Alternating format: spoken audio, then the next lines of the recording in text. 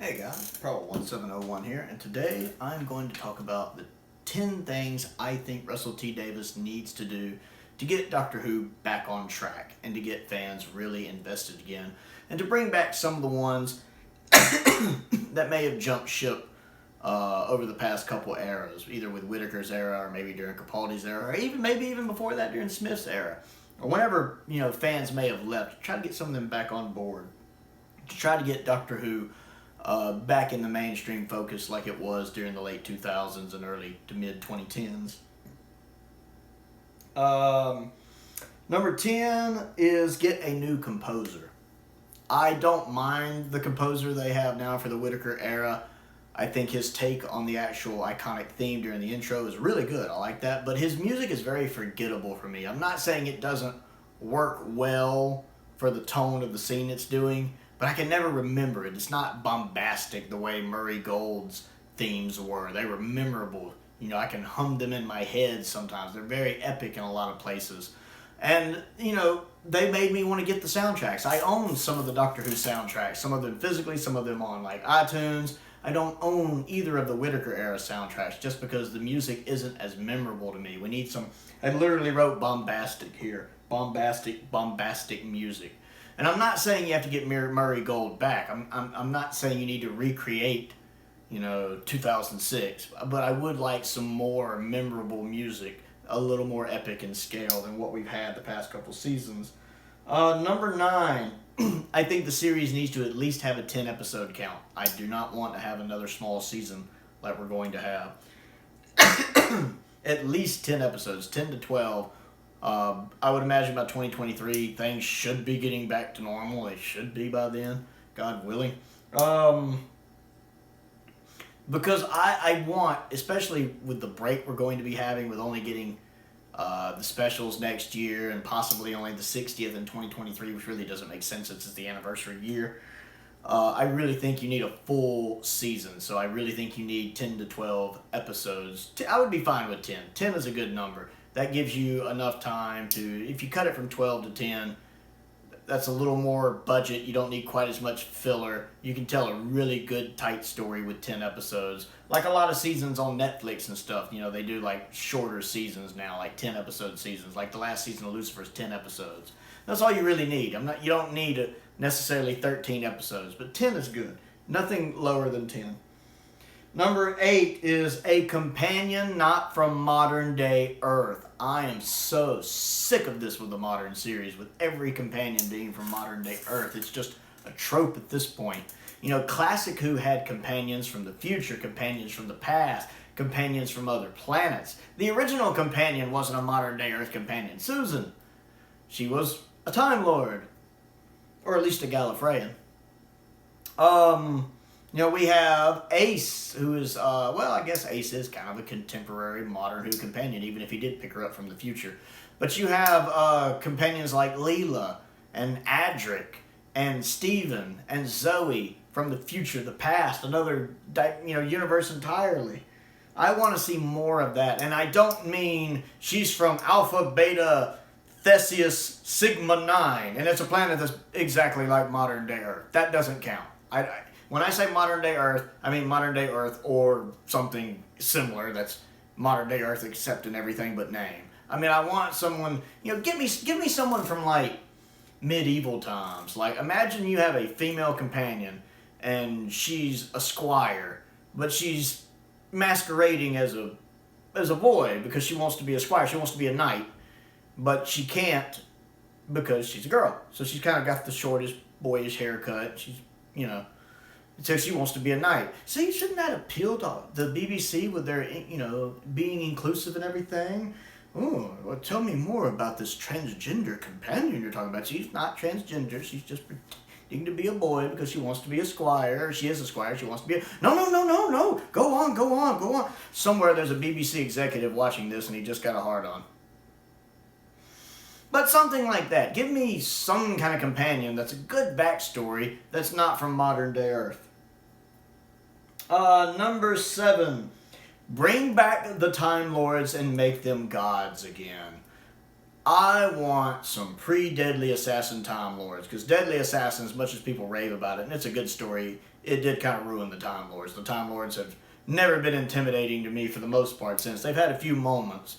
Sometimes, that involves Timothy Dalton, sometimes, a couple times not. But to me, Deadly Assassin kind of brought them off the pedestal and made them seem more like squabbling humans, whereas in like the war games, they were just intimidating. There's a reason why Troughton was so anxious to get out of there and to get away from them and not get caught by them. I want that back. I don't want the Doctor slamming a door in their face. I want the Doctor being terrified and wanting to lay low. That was always the Doctor's things with the Time Lords. He wanted to kind of lay low and not bother them. They didn't bother him unless, he gave them a reason to bother them. I want that again.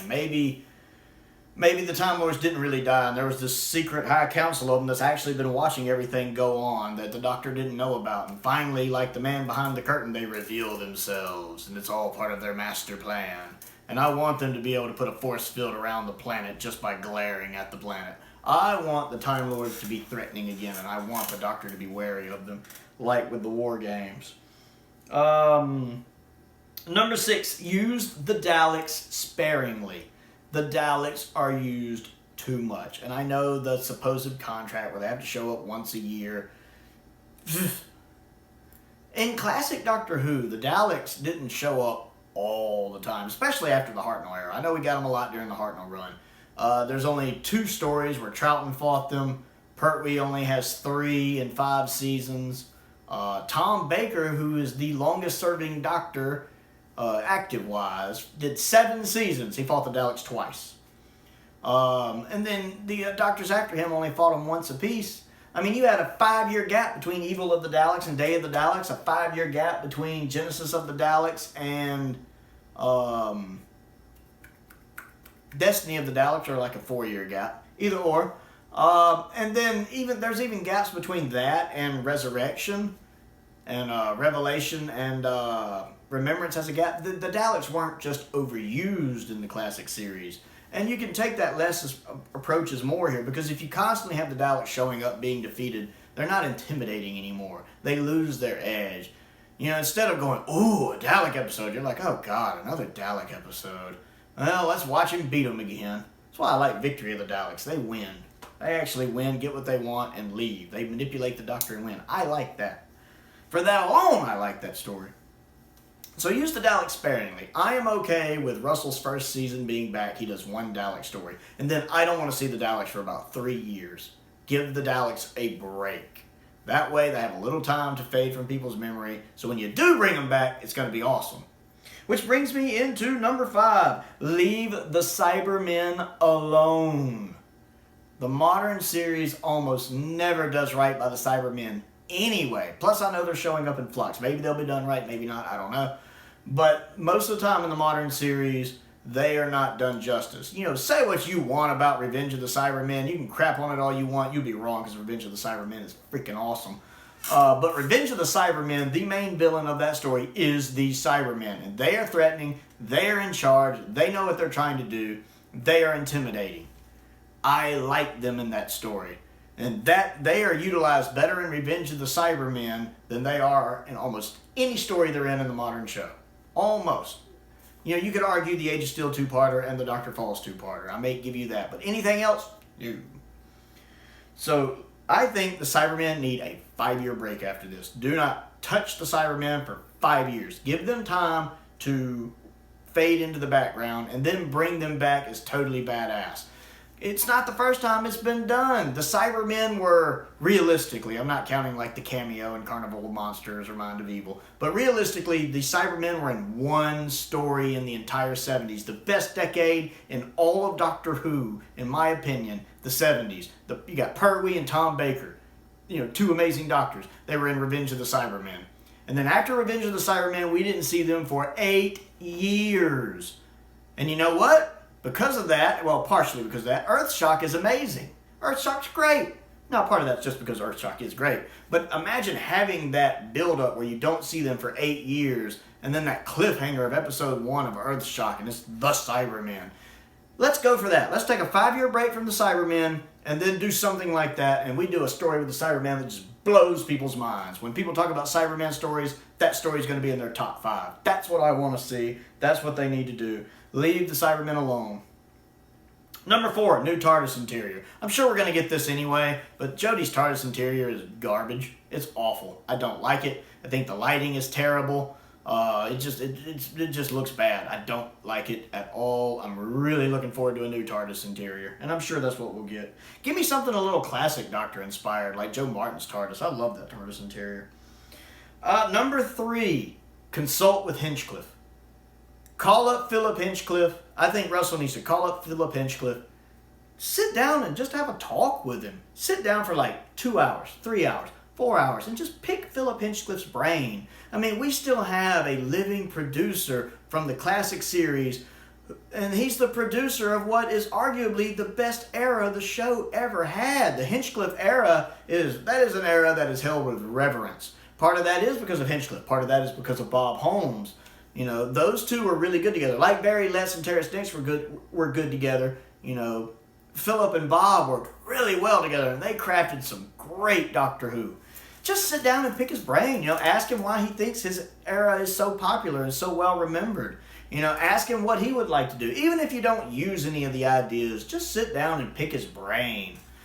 Just think of the headlines you could get from that. You know, imagine seeing that post on the internet. RTD sits down and has talk with Philip Hinchcliffe about next series of Doctor Who. That's a headline I'd be excited to read. I'd be like, Don't get me wrong, I'm not going to make the mistake of getting my bar set up here. I mentioned this in my video talking about when RTD was first announced. You know, you don't want to just immediately let your bar for expectations get up here, because it's really hard to live up to that. You know, my bar is more here. And with the Hinchcliffe thing, I still wouldn't let myself be like, woo! But I would be excited. I would like the idea of Philip Hinchcliffe having some input. Hire him as a consultant. I would be great with that. If nothing else, though, I would love for Russell and Philip to sit down and just talk for 2 or 3 hours. Just so Philip could give his thoughts on it. I would enjoy that. And plus, I would love to read that headline. Number 2, get Stephen Moffat to write an episode. Stephen Moffat is one of the best writers at Doctor Who when he's not having to shoulder the whole world of Doctor Who. You know, when he was the head writer, not only did he have all of Doctor Who, but he was also dealing with Sherlock. He was working on that 1010 movie. That's just not humanly possible to do all of that and all of that come out, you know, 10 out of 10. And Moffat still turned out some great stories during his run, but he also turned out some that could have used some more polishing and maybe would have gotten it if he just didn't have so much going on. But now that he's not having to deal with all that, when it comes to Moffat being able to just do one story a season, he's almost unbeatable. He is gold. His stories during Russell's original era were amazing. Some of the best Doctor Who stories we've gotten. So get Stephen Moffat back, and he's still got it. I love Terror of the Uppity-Ums. Stephen Moffat has written the best 13th Doctor story I've seen or read, I guess I should say, because I love that short story with the 13th Doctor. I've talked about it before. I'm going to continue to talk about it unless Flux comes out with something better. So get Stephen Moffat back and have him do one story, and let's see if he's still got it. And number 1 is get back older writers and directors. Be it from stuff from Russell's original era, stuff from the classic series. Some of the writers and directors from Classic Who are still around. Why are we not using them? First off, get back Graham Harper. Graham Harper has not only directed Classic Who stuff like the Caves of Androzani, which most people consider to be the best or one of the best Classic Who stories ever made, even if I think it's a tad overrated. Still really good. Not only that, he has also directed modern Who stories. He directed several stories from series 2, 3, 4, and he also did Waters of Mars for the specials. Go look them up. He's the guy who directed Utopia. And he is the only person who has directed stories from Classic Who and Modern Who. He is a fantastic Doctor Who director. And him and Russell, it sounds like, get on really well. Get Graham Harper back. If he's retired, get him out of retirement, because he's very good at what he does. Also, other directors from Classic Who, bring them back. Writers like Ben Arovich or whatever his name is, the guy who wrote Battlefield, and he wrote something from season 24 too. I forget what it was, but he wrote one of those too. Get him back. I like Battlefield. Or was it season 25? He wrote something in season 25, I think, too. Maybe Remembrance. He might have wrote Remembrance. But get him back. They're still around. You know, you see these writers' rooms. Some of these Classic Who writers are still around. So far, we've only had one writer who has written for Classic Who and Modern Who, and it's the woman who wrote Survival. She also wrote Eaters of Light, which, well, let's be honest, kind of sucked. So get some more of them while we still have them. You know, I'm not against bringing in new blood, you know, bringing in new people. There's nothing wrong with bringing in new people, but if you have some of these tried and true people that know how to write and direct Doctor Who, why not have them? Why not use them while they're here? You know, bring back Michael E. Bryan. He's a great Doctor Who director. I love some of his Doctor Who stories. Get him back in. It's obvious he still likes Doctor Who. He does a lot of the Blu-ray and DVD commentaries and documentaries. Bring him back and have him direct an episode. That would get us fans, you know, some of us, especially classic fans, excited. I'd be up for it. So bring some of them back into a fold. You know, if you do a 10-episode series, do 4 new writers and 6 old school writers. I'd be happy with that. That'd be a really good balance for his first series back, in my opinion. And one bonus one, let's call this number 0. Stop trying to appeal to everyone. Because there's no way you're going to make everybody happy.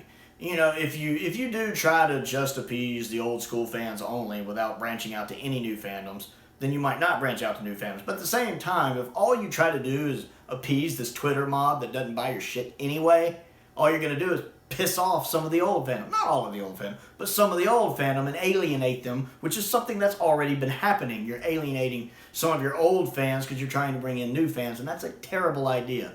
Stop trying to please everybody, but for the love of God, stop trying to appease this Twitter mob that doesn't watch your show. And if they do watch your show, they don't watch all of your show. They probably got to Arachnids in the UK and bailed, which is what a lot of the classic ones did too. Don't get me wrong. I still like Doctor Who. I don't hate the Whittaker era the way some people do, but it is the weakest era the show has ever had, objectively, in my opinion.